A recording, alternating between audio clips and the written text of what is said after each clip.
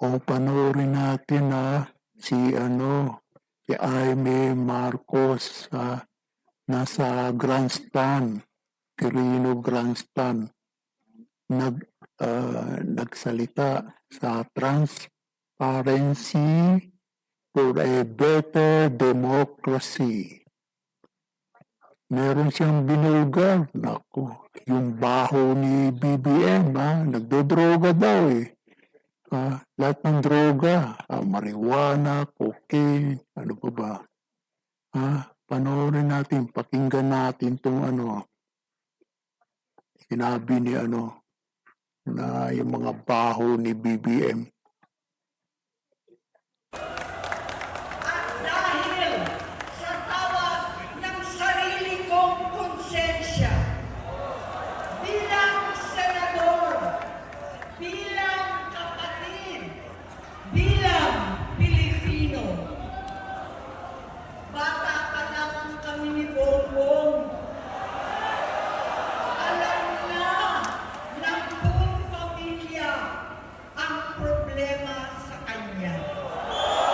Naku, bata pa, maliliit pa sila. Ay, maliliit hindi, medyo teenager na yan.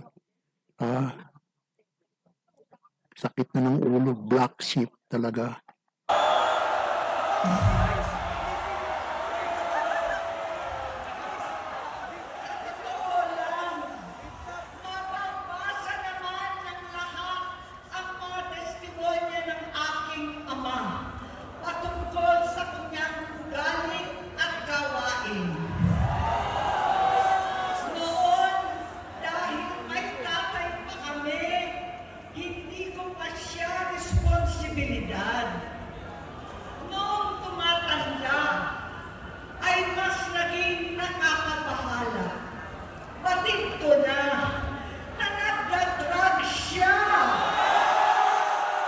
Naku, nagdo-drug.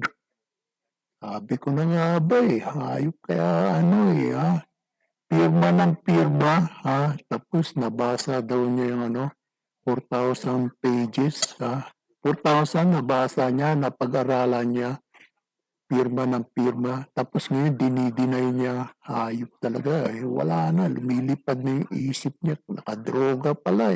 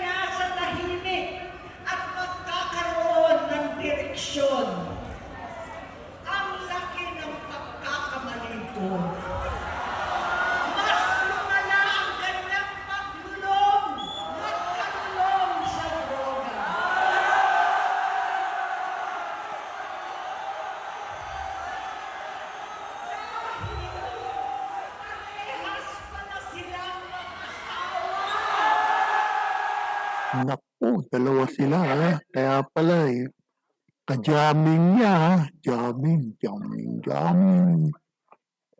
Kumuha pala siya ng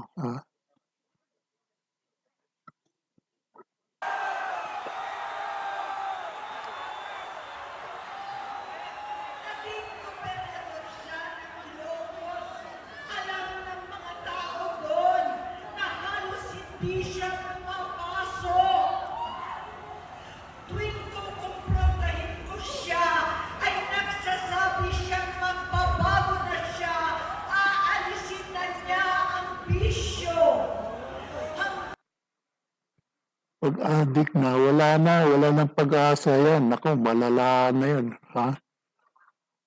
Mula sa pagkabata hanggang tumanda, Dala-dala na, wala na yan. Kita mo na ang Pilipinas, kawawang Pilipinas. Hayop talaga. Kaya hindi ko binuto yung hayop na yan eh. Naniwala ko kay Tatay Digong na weak leader yan, nagdodroga. Sabay nagsumbong na naman sa akin na sa paggising pa lang sa umaga, kasabay ng almusal, marijuana pala. Naku, almusal, Mary Jane, hayop talaga. Sabi nga ni sino ba yun? Sino? Pipi Sara, umaga, amoy alak, ang baho ng bunganga.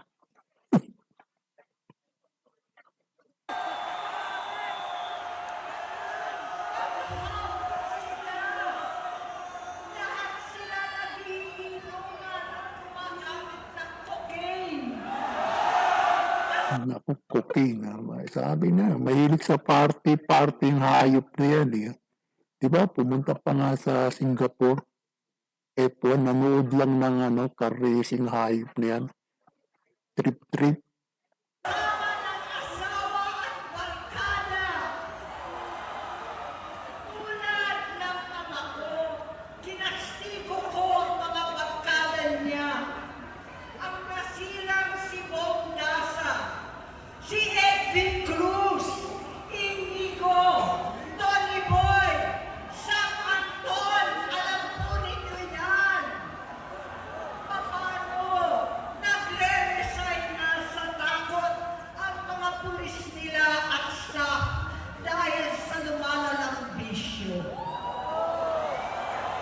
Inayos ko sila dahil gusto niyang ituwid ang buhay niya. Gusto niyang mag-vice-presidente. Hindi siya pinalad at lalo nagkaroon ng oras para sa bisyo. Simula noon, naging malabo sa amin ang lahat. Kaysa mag-away, bigla na lamang lumayo ang loob namin sa isa't isa.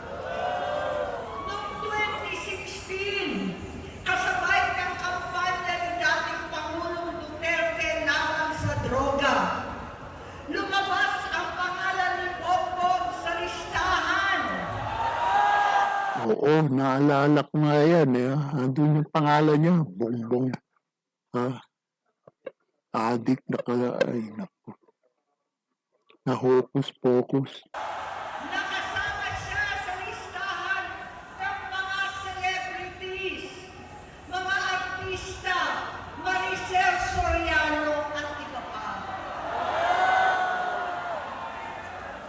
Masinsinan kong kinausap si Pangulong Rodi.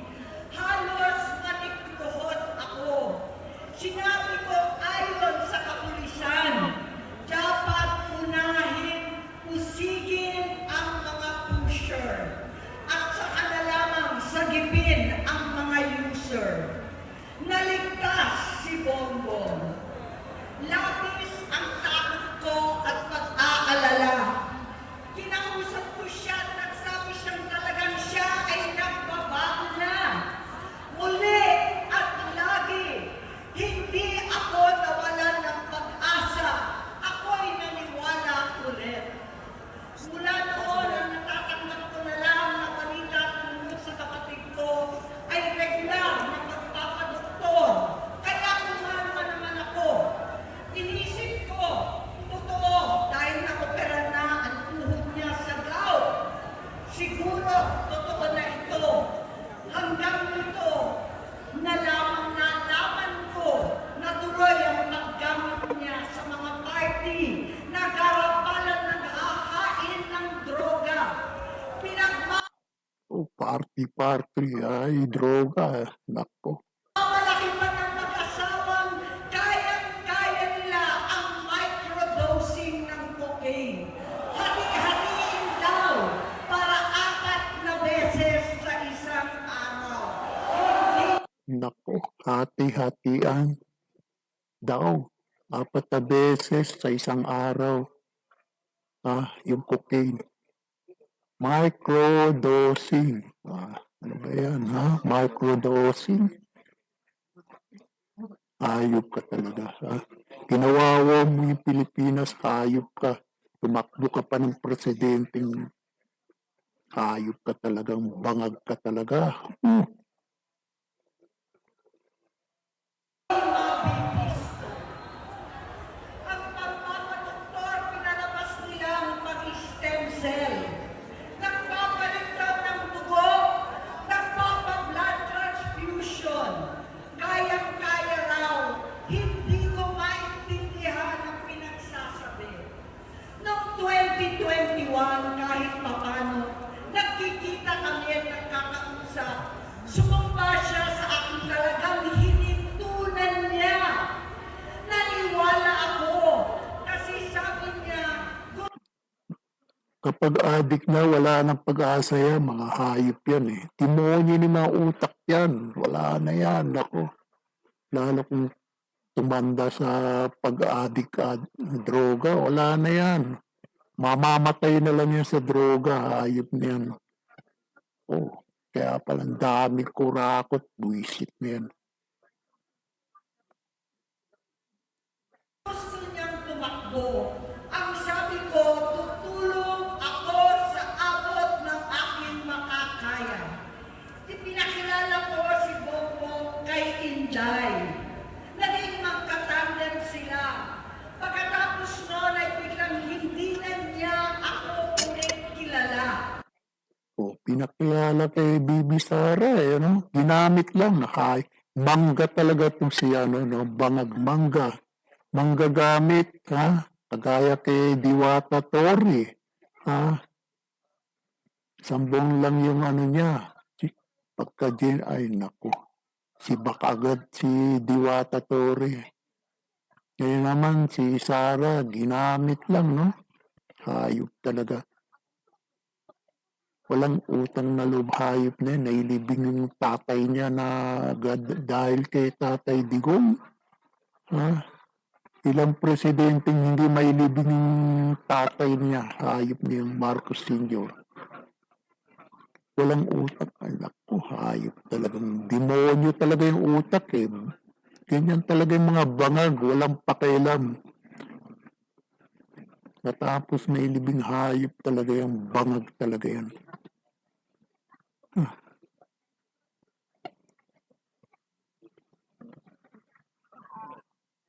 Sana ma-impeach yung hayop na bangag na yan.